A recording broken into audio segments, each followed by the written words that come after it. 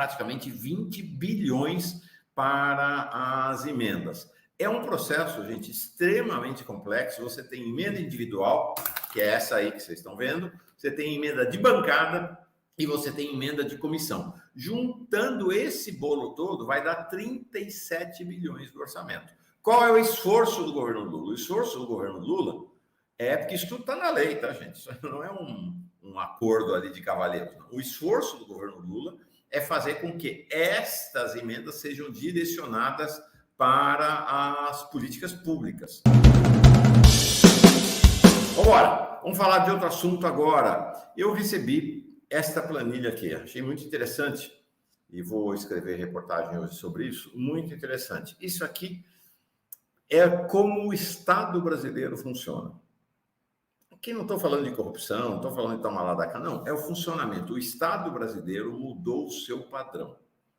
Há um novo sistema de governo que vai nascer lá na Constituinte, vai se consolidando ao longo dos anos, ganha uma expressão logo depois do golpe contra Dilma, do governo Temer, chega ao ponto extremo durante o governo Bolsonaro e se mantém agora com um vigor muito grande no governo Lula. Que sistema de governo é esse? É um sistema de governo na prática, semipresidencialista ou quase parlamentarista, em que você tem um presidente da República e um primeiro-ministro.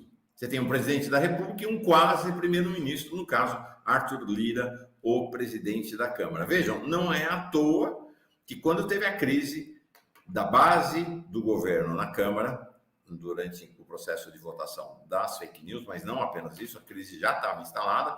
Quem foi conversar com o Lula no Alvorada foi o Lira, na terça-feira de manhã, né? Numa posição típica de um primeiro-ministro. Não se iludam, as relações entre Lula e Lira são as melhores possíveis, eles se dão muito bem e eles têm esta cogestão do Estado brasileiro. Então, as emendas parlamentares se tornaram peça fundamental do sistema de gestão do Estado brasileiro. Não é apenas essa ideia de que ao centrão, emenda, corrupção, não é bem assim. Não é bem assim. Existe, claro que existe, mas isso está muito atenuado hoje. O governo Lula está tomando providência para tentar atenuar, mas entendeu que isso é um jeito de gerir o Estado brasileiro. É uma maneira de gerir o Estado brasileiro. Por sinal, em outros parlamentos ao redor do mundo, as emendas parlamentares, ou seja, a participação parlamentar na definição da alocação de recursos públicos no orçamento, acontece em vários parlamentos do mundo. Então, esta planilha que vocês estão vendo aí é a planilha que, por conta da reunião do Lira com o Lula na terça-feira de manhã, na Alvorada, chegou na terça-feira, no começo da noite, para todos os parlamentares de primeiro mandato, porque o que acontece? Todos os parlamentares que foram reeleitos já têm as suas emendas que vieram do ano passado, que estão lá no restos a pagar. Mais ou menos 4 bilhões que já estão alocadas. Os parlamentares de primeiro mandato não tinham direito a nada até agora. Não tinham direito a nada até agora. Então, chegou para eles, finalmente, isso já estava esquematizado, mas não estava liberado ainda, por conta da conversa de Lira com Lula. Lula chamou Haddad, Lula chamou Rui, Lula chamou Padilha e mandou liberar imediatamente. Foi liberado na terça-noite, não foi o suficiente para reverter a votação nas fake news e ainda há muita insatisfação. Então, cada parlamentar, vocês estão vendo aí, tem direito de primeiro mandato, que não tinha direito a nada, tem direito a, veja lá a última linha lá, 6 milhões e meio de reais em emendas. Neste primeiro semestre terá direito a mais 6 milhões e meio no segundo semestre, compondo 13 milhões.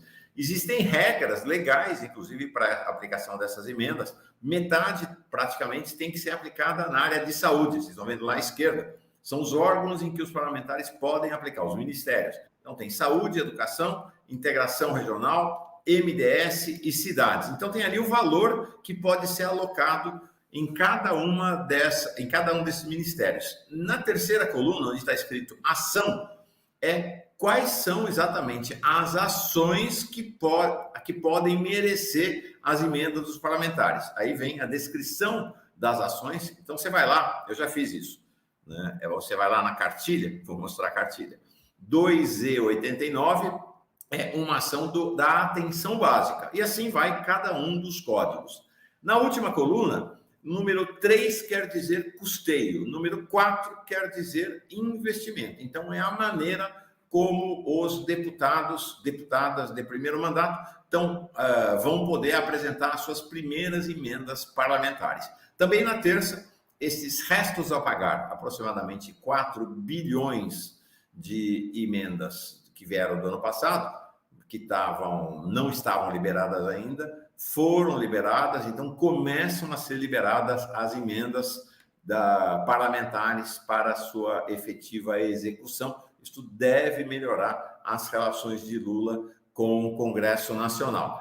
Acabou o orçamento secreto? Acabou. Mas o dinheiro destinado ao orçamento secreto está aí e vai ser utilizado pelos parlamentares. Então, com o fim do orçamento secreto, você tem praticamente 20 bilhões para as emendas.